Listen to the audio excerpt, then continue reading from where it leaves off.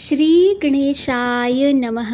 ओम सर्वमंगल मांगल्ये शिवे सर्वार्थ साधिके शरणे त्र्यंबके गौरी नारायणी नमोस्तुते। जय माता दी।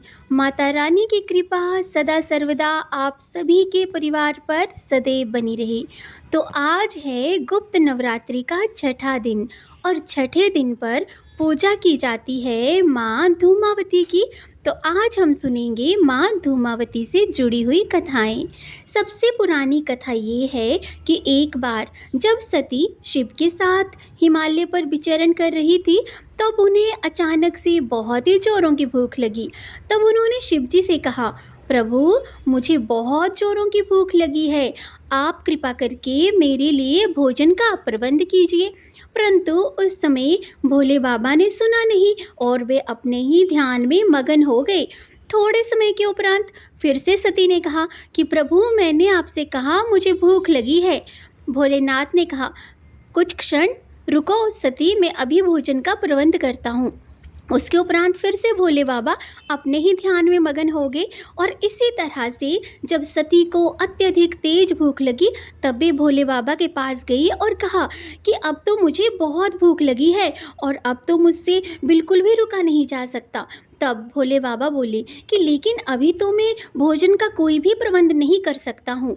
ऐसा सुनकर ही सती माँ को अत्यंत क्रोध आ गया और उन्होंने कहा, ठीक है, अगर आप भोजन का प्रबंध नहीं कर सकते तो मैं अभी आपको ही खा लेती हूँ।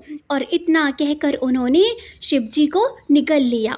शिव तो स्वयं इस जगत के सर्जक हैं, परिपालक हैं, लेकिन देवी की लीला में वे भी शामिल हो गए।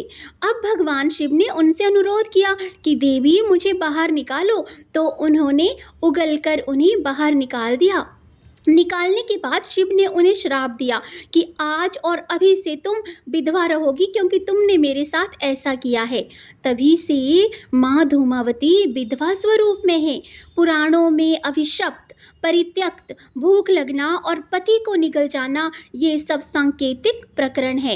ये इंसान की कामनाओं के प्रतीक हैं जो कभी खत्म नहीं होती, इसलिए वे हमेशा असंतुष्ट रहता है। माँ धूमावती उन कामनाओं को खा जाने वाली, नष्ट करने की ओर इशारा करती हैं और सुहागन महिलाओं को भी ये कहा जाता है कि उन्हें माँ धूमावती की पूजा नहीं करनी चाहिए। इसी के साथ एक दूसरी कथा भी है।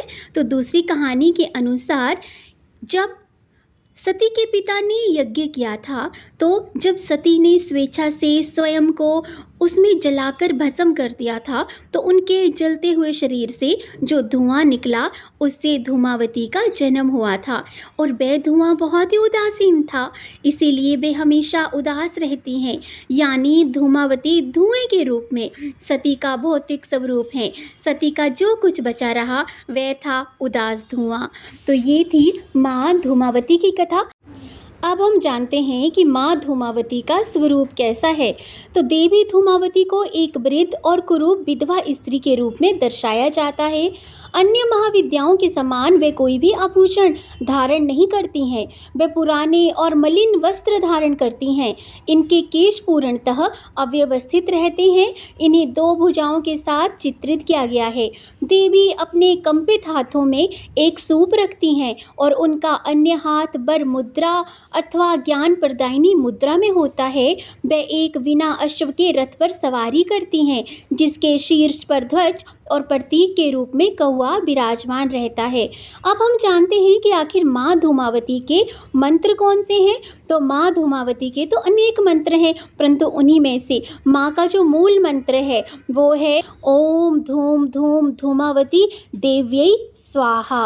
इसी के साथ माँ का सप्ताक्षर मंत्र है धूम धूमावती स्वाहा और माँ का गायत्री मंत्र भी है। तो माँ का गायत्री मंत्र है धूमावत्यै विद्महे संहारिण्यै धीमहि तन्नो धूमा प्रचोदयात्। तो आज हमने जाना महाविद्या माँ धूमावती के विषय में और माँ से यही प्रार्थना है कि हे माँ, आज के इस दिन पर जिसने भी आपकी इस कथा को कहा है और जिन्होंने भी आपकी इस कथा को सुना है उनके संपूर्ण परिवार पर अपनी सदैव कृपा दृष्टि रखना। तो इसी के साथ हम मिलेंगे एक और नई मंत्र स्तोत्र किसी कथा कहानी के साथ। तब तक आप सभी अपना और अपनों का ख्याल रखिए। जय माता दी।